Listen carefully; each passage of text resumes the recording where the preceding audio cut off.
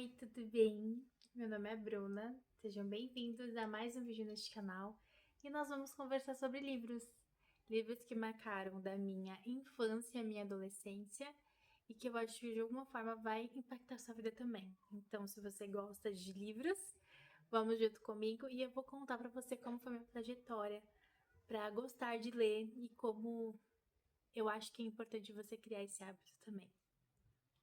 O primeiro contato com a leitura foi as leituras bíblicas, né?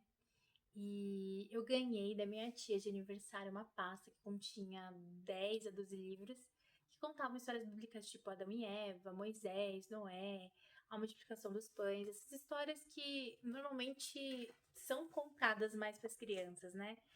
E eram meus, né? Acho que a primeira coisa que era importante de falar é que são meus livros. Foi a primeira vez que eu tive esses livros assim que eram meus. É claro que, gente, como eu falei, eu nasci num lar cristão, então eu escutava isso na escola bíblica, no culto infantil, mas eu não tinha algo meu. E passou-se um tempo, eu ganhei minha primeira Bíblia. Essa daqui eu tenho até hoje. Ó, pra vocês terem noção da situação da criatura, ó. Tá quase caindo aqui. Mas, gente, eu não me desfaço dessa Bíblia de jeito nenhum, porque essa Bíblia aqui marcou a minha vida. Foi a minha primeira Bíblia de verdade, onde eu deleitei na palavra de Deus, sabe? Eu aprendi muito com essas histórias aqui. E eu acho que todos os pais deveriam se preocupar em dar uma Bíblia para seus filhos, sabe? Sejam eles crianças, adolescentes, jovens. Se preocupe com isso, sabe? É muito bom a gente se deleitar na palavra de Deus.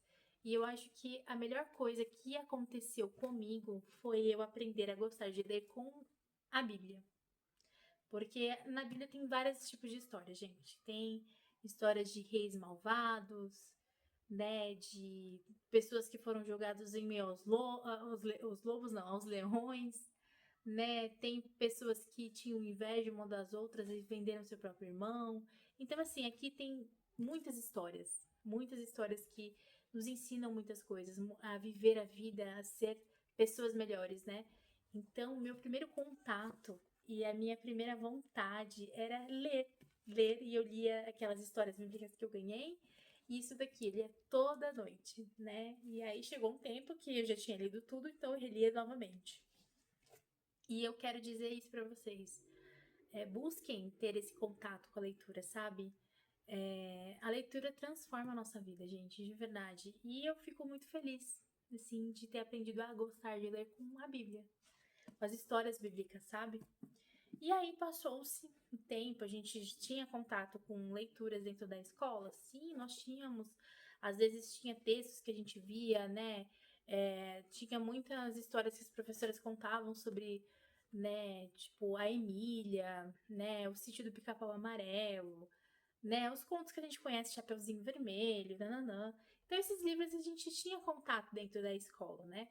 Mas lá pro quinto ano, para sexto ano, que começou a despertar mesmo, assim, esse interesse de conhecer outros tipos de livros, né? Livros que falam sobre o mundo que nós vivemos, os lugares que nós vivemos. E o governo de São Paulo dava o material escolar pra gente. E nele continha várias coisas, a mochila, aquele papel, não sei se vocês lembram, gente, aquele papel que era reciclável. E eles davam livros também para nós. E o meu primeiro livro de literatura brasileira que eu li e eu me apaixonei foi o Jorge Amado, né? Meninos de rua, né, que tinham que lutar para sobreviver mesmo nesse mundo caótico que eles viviam. E nesse livro aqui conta sobre isso, sobre a desigualdade, né? Sobre como a gente precisa olhar até mesmo para nós mesmos e percebermos os nossos preconceitos. Esse livro aqui transformou minha cabeça, porque foi a primeira vez que eu tive contato com uma literatura brasileira e com essa questão da desigualdade, né? Porque como a gente é criança, eu falo criança mesmo porque, né? Eu tinha o quê? 10, 11 anos. A gente não tem muito esse senso de que existe desigualdade no mundo, de que existe racismo, de que existe preconceito, né? De que existe pessoas que lutam para sobreviver, né? Por exemplo, eu tinha colegas que realmente a refeição deles era dentro da escola, porque quando eles voltavam para casa não tinham o que comer. Mas eu tô falando assim que a gente começa a perceber que nem tudo é como a gente imagina que é, sabe? Nem todo mundo tem a comida que quer comer, como eu tinha esse privilégio, né? Eu nunca tive muitos privilégios, gente, de tipo leitura, né? Eu ganhei esses livros do governo naquela época, ganhei essa Bíblia, ganhei esses livros da minha tia. Eu nunca passei necessidade de fome, né? De vestimenta. Talvez não era a roupa que eu queria, mas eram roupas boas que duravam, que me aqueciam, que eu usava, né? Mas eu nunca tive essa questão de, tipo, não ter o que comer. Então, eu não tinha essa, essa verdade da minha vida que, tipo, existia isso. Que existiam pessoas que passavam fome, que existiam pessoas que, né, não tinham o que comer, que lutavam para sobreviver, que tinham que cuidar uma das outras, né? Às vezes a criança tinha que cuidar de outra criança, porque os pais precisavam trabalhar. Então, esse livro aqui trouxe muito esse senso de abrir a mente, de ver que o mundo não é um mar de rosas, né? E foi um livro muito importante para mim, de verdade, assim, foi muito especial e eu recomendo você que nunca leu nada de literatura brasileira, leia esse livro que vai te marcar também. Teve um ano na escola que teve a matéria de literatura. Só foi um ano mesmo porque essa grade foi tirada. Infelizmente. Porque eu acho que que deveria ser obrigatório dentro das escolas ter essa grade até hoje, assim, de literatura. Para realmente incentivar os jovens e adolescentes a lerem, né? Agora eu tô falando como professora. E o livro que a gente leu juntos era coletivo. Não, esses livros a gente não ganhou do governo, mas tinham dentro da escola, então a gente pegava esses livros toda vez que tinha aula e líamos ele, que é O Menino do Pijama Listrado. Gente, eu não tenho esse livro e eu fiquei perplexa com isso porque foi um livro que me marcou muito. E eu até coloquei no meu carrinho da Amazon. Mas nesse livro aqui a gente teve acesso, né, ao nazismo, a tudo que aconteceu, né? Essa perseguição contra judeus, contra negros, contra gays, contra ciganos, né? Uma parte da história que fez, né? Parte da história, só que a gente não conhecia. Então foi o primeiro contato que eu tive com esse mundo, né? O mundo de onde as pessoas perseguiam umas às outras, né? Essa é a verdade, que por se acharem melhor, né? Porque não tem outra explicação para isso. Eles se achavam melhor e perseguiam quem eles achavam que não eram bons, né? Então esse livro aqui me marcou muito, muito, muito mesmo. E tem um outro livro, mas eu vou deixar por último porque ele é muito especial para mim. Mas aí, nessa época também, de adolescente e tal, tinha uma série na cultura chamada Tudo que é Sólido Pode Derreter. E aí, andando pelo. Como eu tava fazendo curso de camping, né, que era para jovem aprendiz naquela época, eu ia muito pro terminal, que era meu ponto de acesso para pegar o ônibus para ir para minha casa. E lá tinha uma prateleira onde você deixava o livro e você podia pegar os livros que tinham lá. E aí eu tive acesso a esse livro aqui, que é dessa série que eu tô falando para vocês. E esse livro aqui foi muito, muito especial, porque a Teresa, ela, né, era uma adolescente que amava ler também. E aí ela conta algumas histórias da literatura também, mas conta a realidade da vida dela, as emoções que ela tinha, os sentimentos que ela tinha, a, né, a angústia que às vezes a gente tem como adolescente, né? De ter medo do futuro e de ter muita vontade de viver o futuro ao mesmo tempo. Gente, esse livro aqui e essa série são muito boas. Eu não sei se tem alguma plataforma, mas se tiver, vocês poderiam assistir porque é muito especial, de verdade. E aí, nessa época, né, que eu já tava depois assim. Aí depois teve esse último livro que eu vou falar pra vocês, mas no meio desses livros teve esse daqui, que é Cabul no Inverno, A Vida Sem Paz no Afeganistão. Foi o primeiro contato que eu tive com uma leitura estrangeira, né? Esse livro não foi escrito por um estrangeiro, mas conta a história de um país, estrangeiro. Então, conta a história de como as mulheres, né, elas vivem de forma desafiadora lá, né, porque elas não têm direitos de nada e elas precisam mudar sempre cobertas.